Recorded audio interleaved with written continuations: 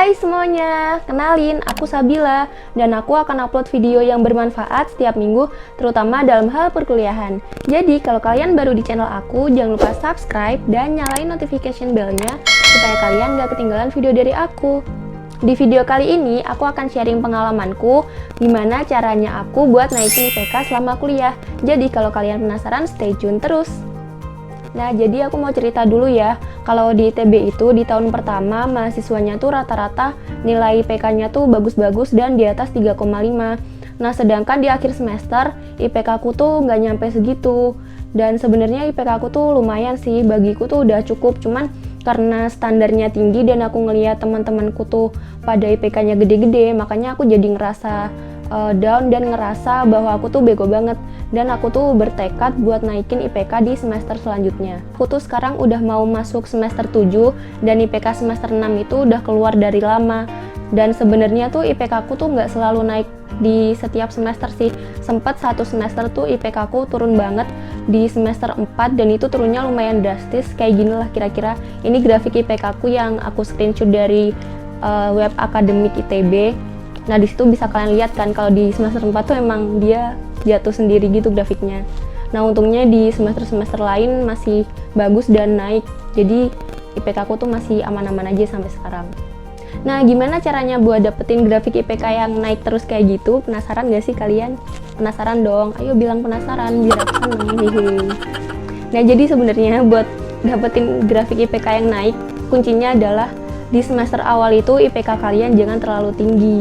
Soalnya kalau kalian IPK-nya tuh di semester awal udah tinggi, akan lebih sulit buat naikinya. Cuman bukan berarti nggak mungkin sih, cuman kan kalau kalian udah tinggi, otomatis buat naikinya kalian kan perlu effort yang jauh lebih besar daripada kalau IPK kalian tuh biasa aja. Nah, tapi kalau kalian udah bagus di awal, IPK-nya itu bagus banget. Kalau bisa, walaupun susah untuk dinaikin, minimal tuh harus dipertahanin supaya kalian tetap lulus dengan IPK yang memuaskan dan kalau bisa sampai cum laude.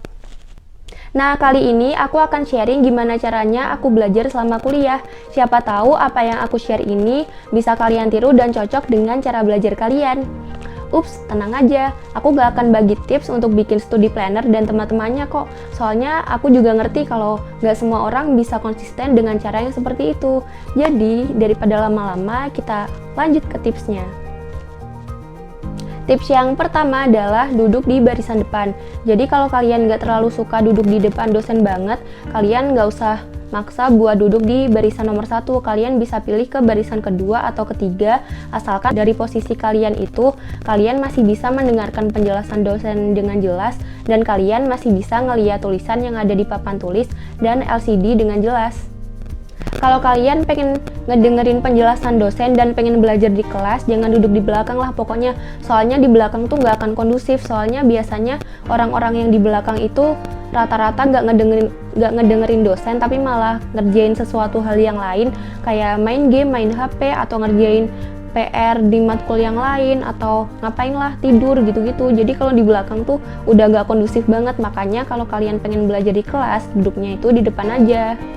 Cara yang kedua adalah biasanya aku tuh duduk di sebelah temen aku yang imba dan pinter, atau minimal di sebelah temenku yang rajin. Soalnya kalau kita ngedengerin dosen itu tuh nggak selalu akan bisa langsung nangkep apa yang dijelasin sama dosen. Terus karena bingung, enaknya tuh duduk di sebelah temen yang pinter, sehingga kita tuh pas bingung bisa langsung nanya ke dia, itu tadi yang dijelasin gimana ya maksudnya? Terus dia ngejelasin ke kita dan kita pun jadi ngerti apa yang dijelasin dosen tadi. Nah, kalau misalkan terpaksa banget gak bisa duduk di sebelah temen yang pintar, kita bisa juga duduk di sebelah temen yang rajin. Maksudnya temen yang rajin tuh yang ngedengerin dosen, yang gak main HP dan fokus untuk ke pelajarannya. Nah, itu penting banget supaya kalian tuh bisa tetap fokus dan gak ikut terdistraksi, dan juga kalau misalkan kalian ngantuk atau apa itu bisa saling ngingetin buat tetap merhatiin dosen yang lagi ngajar. Cara yang ketiga adalah biasanya dosen kan ngajar pakai PPT, terus PPT-nya itu dibagi ke mahasiswanya. Kalau misalkan dosennya itu udah ngasih PPT sebelum kelas dimulai, kalian bisa ngeprint dulu PPT-nya, dan ketika di dalam kelas kalian bisa nyimak penjelasan dosen itu sambil ngeliat PPT-nya. Jadi kalau misalkan ada penjelasan dosen yang nggak ada di PPT, kalian bisa langsung nyatet di kertas PPT yang udah kalian print tadi. Terus biasanya ada tipe dosen yang suka ngulang-ngulang suatu materi atau kayak nekenin banget di suatu materi.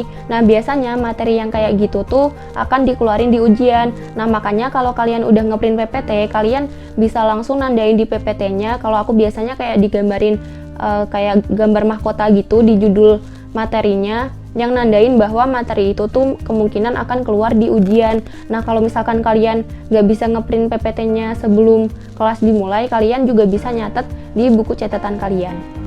Tips yang keempat adalah belajar bareng temen. Materi kuliah itu kan susah dan banyak banget ya.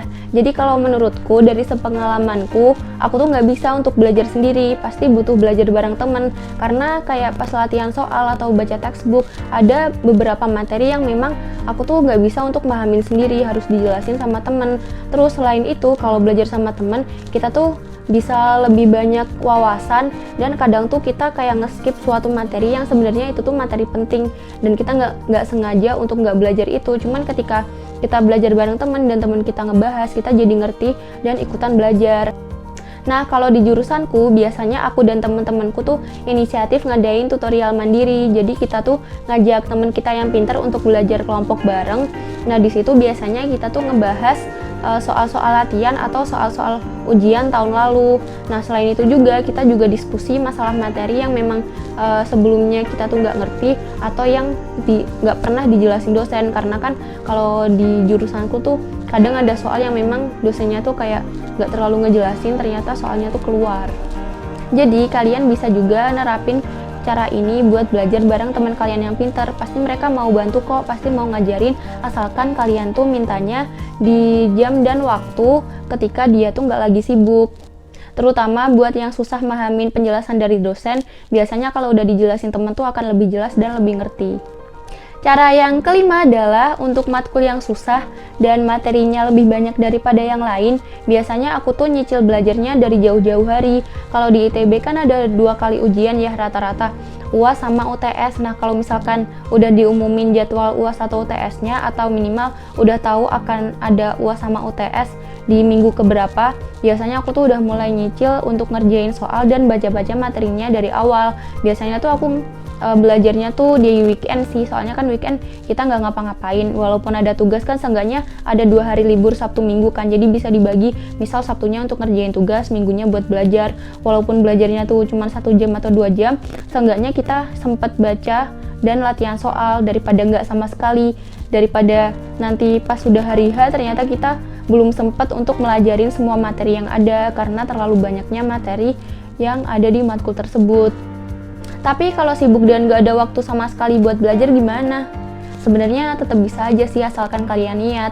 Masa dalam waktu seminggu kalian gak ada waktu kosong, entah cuman sejam atau 2 jam? Pasti ada dong. Jangan males dan nyari-nyari alasan buat gak belajar. Ntar kalau kalian nilainya jelek kan jadi nyesel sendiri. Cara yang keenam adalah lakukan evaluasi di setiap semester. Jadi biasanya pas IPK udah keluar di akhir semester kayak gitu, aku tuh kayak ngamatin gitu indeks untuk setiap matkul tuh kira-kira aku udah puas belum. Terus aku kayak ngeliat sebenarnya di matkul apa aja yang sebenarnya aku tuh harusnya bisa lebih maksimal daripada yang aku dapat. Dari situ aku amatin lagi tipe dosennya tuh ngajarnya gimana, terus soal-soalnya gimana. Nah, kalau misalkan dapet tipe dosen yang kayak gitu tuh harusnya aku tuh gimana supaya di semester depan tuh aku bisa lebih maksimal lagi dalam belajar dan bisa dapat indeks yang lebih bagus. Jadi, evaluasi di sini tuh berfungsi untuk mengevaluasi cara belajar kita di semester yang lalu. Jadi, kira-kira udah efektif belum ya cara belajarnya? Terus apa aja yang perlu ditingkatin? Nah, kalau misalkan kalian ngerasa cara belajar kalian itu udah bagus dan kalian udah puas dengan hasil yang kalian dapat, berarti cara belajar kalian di semester yang lalu itu bisa kalian gunain lagi untuk belajar di semester berikutnya. Cara yang ketujuh adalah pilih matkul pilihan yang gak nyusahin kalian, yang kalian suka dan mudah untuk dapat indeks yang bagus. Karena lumayan kan kalau misalkan kita dapat indeks A di matkul-matkul pilihan kita tuh bisa ngedorong IPK kita supaya lebih bagus. Beda kalau misalkan kita tuh ngambil matkul pilihan yang susah untuk dapetin nilai bagus atau yang memang effortnya tuh terlalu besar dan malah ngeganggu kita untuk belajar di matkul-matkul yang wajib. Itu tuh malah nyusahin kita dan bikin indeks kita bisa turun. Yang terakhir adalah tentuin target dan doa sebanyak-banyaknya. Kalau aku dulu di pengalamanku di semester 1 dan 2 itu aku kayak gak ngasih target buat IPK berapa di semester itu. Soalnya aku tuh bener-bener gak ngerti gitu loh. Sebenarnya kalau kuliah tuh IPK bagus tuh berapa sih, di atas 3 kah atau di atas 3,5 kah? Atau 2 aja udah bagus, aku tuh nggak ngerti. Makanya kayak aku tuh nggak masang target dan ngikutin arus doang. Dan hasilnya pas TPB dan tingkat 1 selesai itu IPK aku tuh termasuk yang nggak memuaskan bagiku. Nah makanya setelah itu aku mulai masang target buat IPK di atas 3, kalau bisa di atas 3,5, tapi kalau nggak bisa seenggaknya naiklah pelan-pelan, walaupun cuma naiknya 0,1, yang penting ada kenaikan gitu targetku waktu itu. Nah terus makin lama aku bikin targetku tuh semakin naik.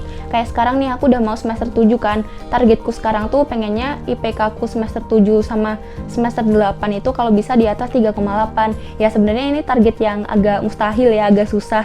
Cuman gak ada salahnya kan kayak kita tuh ngasih target setinggi mungkin supaya kita juga bisa memberikan effort yang sangat tinggi dan kita bisa kayak mengusahain yang bener-bener semaksimal kita, supaya ketika misalkan kita nggak bisa dapetin target yang kita mau tadi, seenggaknya walaupun turun tuh nggak akan jauh dari target yang udah kita bikin. Dengan kita masang target tuh kemungkinan kita untuk nggak mencapai target itu tuh lebih kecil lagi, asalkan kita tetap berusaha dan terus memotivasi diri kita sepanjang semester untuk konsisten belajar dan untuk semangat lagi ngejar target yang udah kita buat. Nah terus jangan lupa juga untuk berdoa dan minta ke Tuhan supaya kalian itu dilancarin ketika kalian ngerjain soal dan supaya kalian itu lebih mudah untuk menyerap pelajaran ketika kalian belajar. Nah sekian tips-tips dari aku, semoga tips ini bermanfaat dan kalau suatu saat kalian ngalamin malas belajar, tetap ingat motivasi kalian masuk kuliah tuh untuk apa. Ingat-ingat orang tua kalian yang di rumah tuh bekerja keras untuk biayain kalian kuliah, jadi jangan pernah males dan kecewain mereka. Terima kasih sudah nonton videonya sampai habis. Kalau masih ada pertanyaan atau pengen diskusi, feel free untuk komen di bawah ya. Komen juga di next video enaknya aku bahas apa lagi. Kalau kalian ngerasa videonya bermanfaat, jangan lupa klik like, subscribe, dan share ke teman kalian supaya aku makin semangat untuk bikin video selanjutnya. See you on my next video. Bye-bye!